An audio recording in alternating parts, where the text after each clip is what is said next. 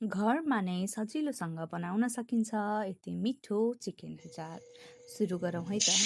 यसको लागि चाहिँ हामीले मार्केटबाट बोनलेस चिकनलाई ल्याउनु पर्ने हुन्छ र त्यसलाई सानो सानो टुक्रा गरेर काटिसकेपछि त्यसलाई राम्रोसँग धोइ पखाली गरेर पानी उभाइसकेपछि हामीले त्यसमा स्वादअनुसारको बिरेनुन, नुन र बेसार त्यसै गरी थोरै तोरीको तेल राखेर मजाले मोल्छौँ। यसो गर्दाखेरि चाहिँ त्यसको जुन स्वाद हुन्छ एकदमै मिठो खालको स्वाद आउँछ र यसलाई चाहिँ हामीले राम्रोसँग सबैतिर मसला नुन लाग्ने गरेर राम्रोसँग मोल्नुपर्छ र यसलाई चाहिँ हामीले मोलिसकेपछि केही समय रेस्ट गर्न छोडिदिनुपर्छ।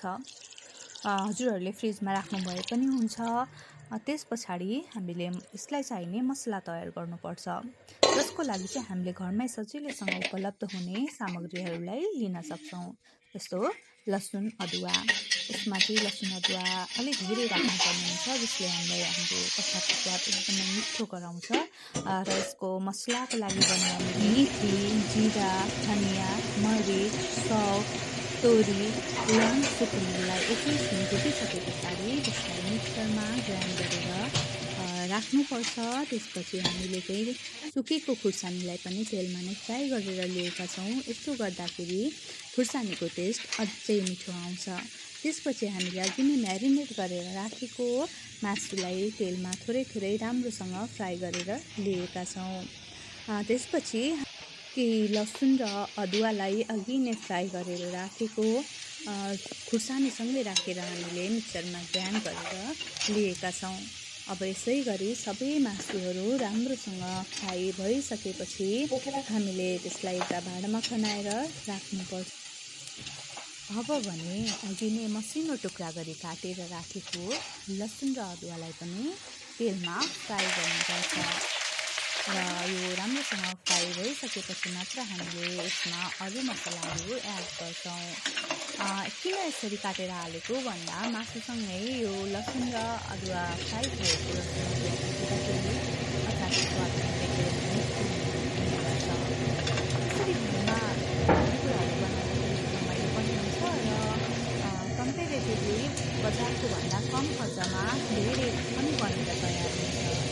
तर कुनै बेला नल्याउँदाखेरि नहुँदाखेरि भने हामीले खान सक्छौँ।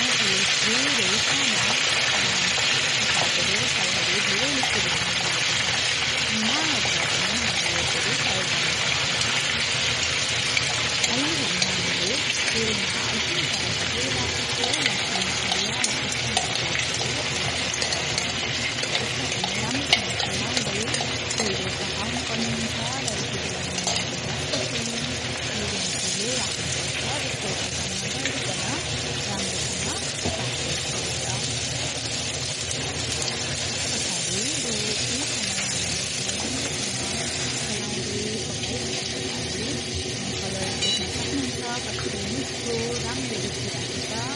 यसपछि मात्रै हामीले अघि नै ड्राई रोस्ट गरेर राखेको पाउडरलाई मसलाको पाउडरलाई यसमा एड गर्छौँ र उक्त मसलालाई पनि हालेर हामीले केही बेर बिस्तारै चलाउँदै पकाउँछौँ।